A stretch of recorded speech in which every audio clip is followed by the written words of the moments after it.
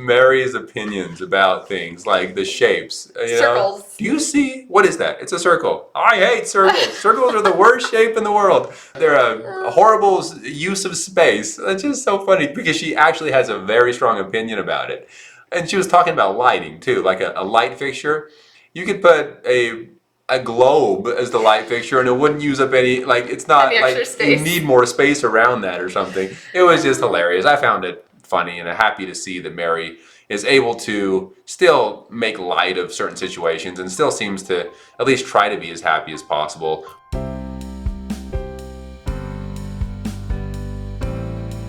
Welcome back, everyone. My name is Sam. And I'm Melissa. I grew up in the FLDS community. It is a polygamous group run by Warren Jeffs, and I moved out when I was 18 years old. I was raised LDS, Sam, and I've been married for 9 years now and have two awesome kiddos. Yes, we do.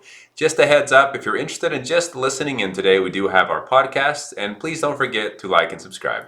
Today, for our next episode of Fresh Eyes on Sister Wives, Season 18, Episode 11 and 12. And, all of Season 18, basically we start out with the dumpster fire, continues, and hopefully at this point, if you are coming back to our channel, we really always try to focus on the religious aspect of the Browns, how their polygamy compares to the way that Sam grew up in his polygamy, and how Cody and Janelle's upbringings in the LDS Church compared to my upbringing in the LDS Church. And we try to talk about a lot of religious comparisons, and that's the angle we normally go at.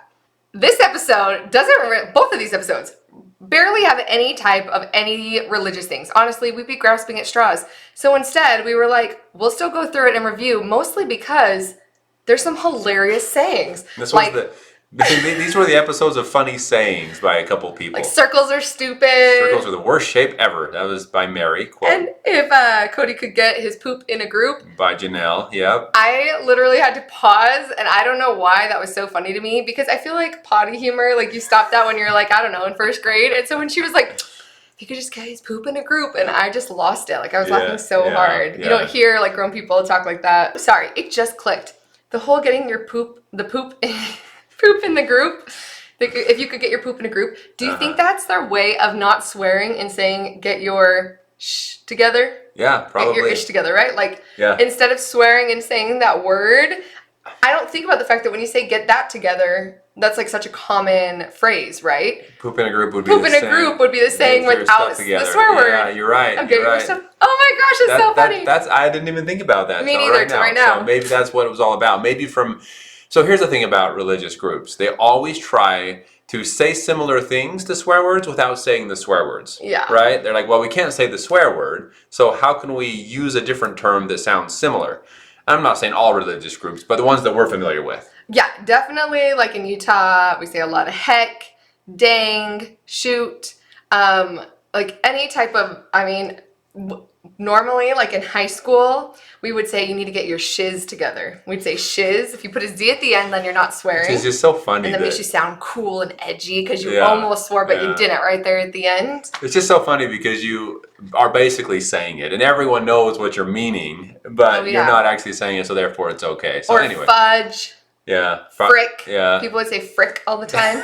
Was that common in you growing up too? It was very, very common. So what were yours? Those are the main ones. Frick was one that was very common. That's why I didn't realize you said it as well. Leave in the comments below your substitute swear words in whatever religious community or even just your community that you grew up in. Let us know the funniest non-swear words. And we're not bashing on the fact that people use not at all. different words than the actual swear word. We understand there's always situations where you really need to say something for whatever reason, and there's kids around, and maybe you don't want to say the actual word. So we totally get it, but we just find it kind of funny to hear it throughout some of these different episodes with the Brown family. Well, and to hear how different people have different substitute words. Like, I knew kids who weren't allowed to say, like, instead of saying shiz, you weren't allowed to say that because it was too close. Yeah. I knew people that growing up that weren't allowed to say the word crap. So they'd be like, oh, crap. And they'd be like, oh, don't say that. That still is like a bad word. You're just replacing. So there were even some replacement words that they still were like, no, we don't even want you saying that.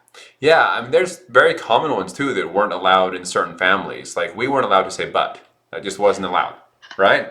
I don't know about your family. Probably. Our family definitely was. Okay, and, our family would have a hard time with that because our little boy is 4 and he thinks but right now he's learning his alphabet and doing preschool, and he's like, the B says like but, and he just thinks it's the funniest thing, and he'll just giggle and giggle and giggle because he's Boys, a 4-year-old boy, right? So yeah, yeah. I know that in your family, I believe as well, if I'm not mistaken. What was it? Suck. That sucks. You weren't allowed to say that, right? Yeah, we couldn't say suck. Yeah. So just funny words that it's a very common word, but when used in certain contexts, all of a sudden it's bad. They're like, oh, that sounds just as bad as if you're trying to swear. So no trying to swear either. So very interesting. But there were a couple things that we'll go through that were semi-religious aspect of their beliefs and kind of the reasoning for what they're doing still to this day. Yeah. McKelty's having twins, which is super exciting, super cool. I thought it was hilarious that Cody's like, there's no twins on anybody's side. And then Christine's like, so there's twins. Cody has a niece and nephew that are twins. And my so-and-so has twins. Those so, I mean, they are around. Those husbands know nothing about the family, right?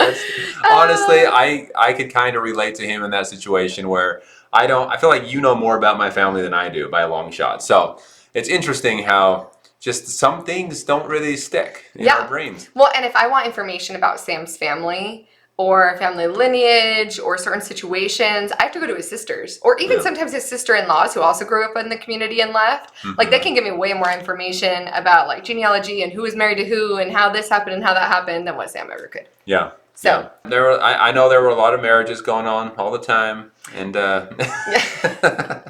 feel like also McKelty's announcement, this was like producers trying again to try to like put a wedge, focusing on the fact that she told Robin first. Robin, how does it make you feel that she told you about the twins first? Christine, how does that make you feel that McKelty told, and McKelty is saying, hey, I was feeling morning sickness. This mom didn't have morning sickness. Robin did. I was asking her about morning sickness, so she found out first. And I'm like, such typical television stuff where they're going to try to blow that up. Luckily, nobody bit. Nobody was like, Christine was not like, oh, that hurts my feelings. At least not on camera. At least not on camera. But still, and then Robin was like, oh, we feel honored, and that was it. And I'm like, good. Don't feed into the political TV garbage. Speaking of that, at least once again on camera, it seems like Christine, once again, is very supportive of her children having a close relationship with Robin. She doesn't seem to have an issue with that.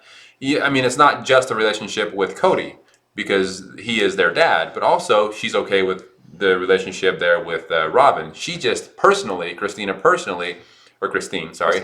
doesn't want that relationship with Robin, but she's okay with the kids having it. Yeah. So once again, I found that interesting that she doesn't seem to have something really against Robin other than just they don't click and she doesn't want her in her life necessarily. She doesn't seem bitter towards Robin. She seems sometimes bitter towards Cody, but it seems like she focuses her anger towards Cody instead of Robin, at least in the interview so far in season 18. Yeah.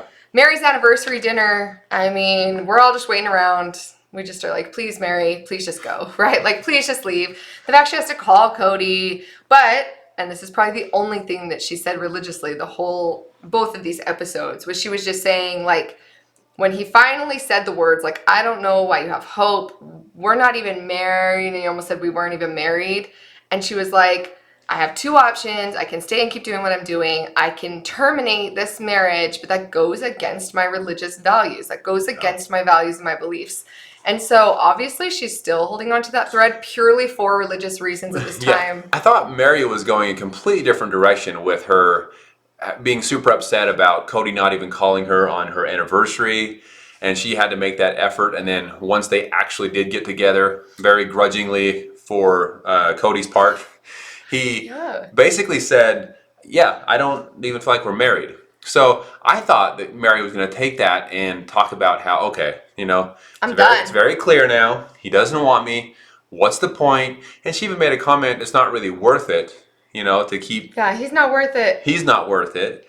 And then after all that, she says, but my beliefs don't let me do that. My values and beliefs tell me that I need to continue on and try to make this work. So at least at this point, she hasn't committed to just leaving. But she's obviously still very torn, because then at one point she did say too, it was an eternal covenant, but why would I want this for eternity? Which we had said before, right? Like, if this is what your eternal future looks like, why do you even want to be a part of it? Yeah. It's way better to lose your eternity with him than to be stuck with him for eternity, really. Right. It's tricky, though, because the eternity for them in their religious belief does require that they are sealed to a man in order to gain that eternity. So either she needs to have the confidence to leave him and find someone else to seal to if she is really that concerned about her eternity. Yeah, religiously. Yeah. Her religious belief in eternity anyway. She needs to be with someone else and be sealed to that man. So I can see where there's the conflict and how difficult that would be for her to make that decision. Yeah, and she talks about the fact that, like, Cody tries to say that he never loved her, and this episode was a lot of, like, flashing back. Now, a lot of you know, and I'll put a link above, we've been also, at the same time that we're reviewing this every couple episodes in season 18, we've gone back and started from the beginning. And so we just finished watching the first 3 seasons in these last couple weeks. And, like, he is such a liar.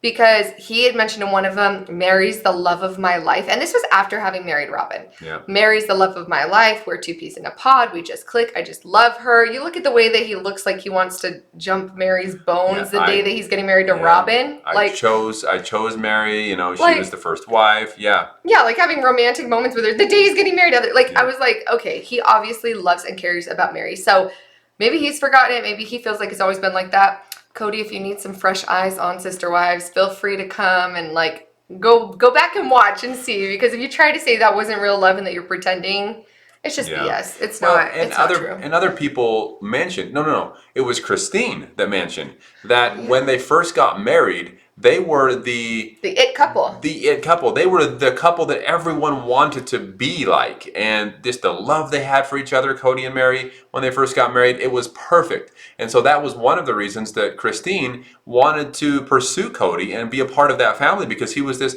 perfect example of a happy marriage with Mary, right? So now he's saying, no, I never even had those feelings towards her. And Janelle said the same thing. She's like, you look at, if you're going to go into a plural marriage, you're looking at how they're treating their first wife. And Cody, they were always together. They were always this. So both of them can also attest. So it's just flat out, like, honestly, it's just flat out lies. And I think he just has it so far in his head at this point that it doesn't matter. Yeah. Some of the other things that he's just so off on that's just so frustrating to watch is when he's like, I can't fix it, so whatever. And they don't reach out. I hate that, because the idea that, like, children, it's a children's job to keep a good relationship with their parents, I don't personally agree with. And everyone might have differing opinions, but I think that as a parent, if you want to continue to have a good relationship with your children as they become adults, then you need to be putting forth the effort. At least equally, right? Yeah.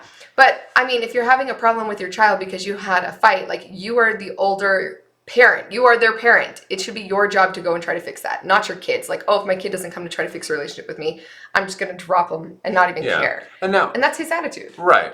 Of course, we understand that there are unique circumstances where a passionate blanket statement. Exactly. There are a lot of families that fall apart for very good reasons and sometimes never talk to each other again.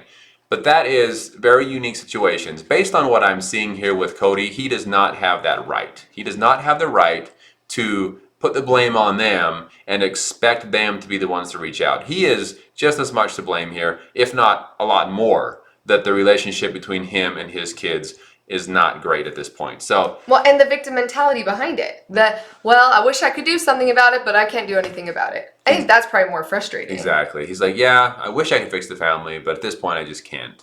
I can't do anything about it. And, I don't know. There's something about that I feel, aside from Christine at this point, I feel like he could fix everything else. He could fix the relationship with Janelle.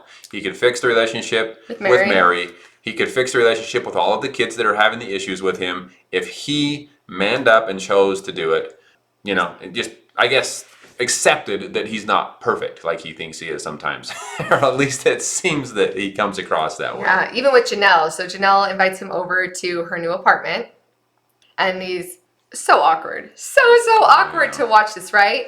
And he even says, he's like, most of my life is with Robin. I can't talk about anything to do with my life around her. And Janelle feels completely separate and doesn't really want Cody there. Although, and I don't know, just their interactions was like so cringeworthy. It was so like hard to watch. In the apartment. Yeah, and he's Yeah. like, I don't really understand why she wanted a different apartment. But yet he's going in realizing this is such a nicer kitchen. This is so much bigger. This is so much nicer.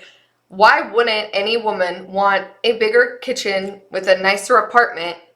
And it's hard for you to realize why she'd want an apartment? Well, he's coming at it as, oh, she's trying to get rid of the memory because in that apartment we were together. Hello. Not everything in this world is revolving around you, Cody. There are some reasons like, a nicer, bigger kitchen, a nicer, bigger apartment, bathroom, a nicer yeah. apartment, bathroom, all that.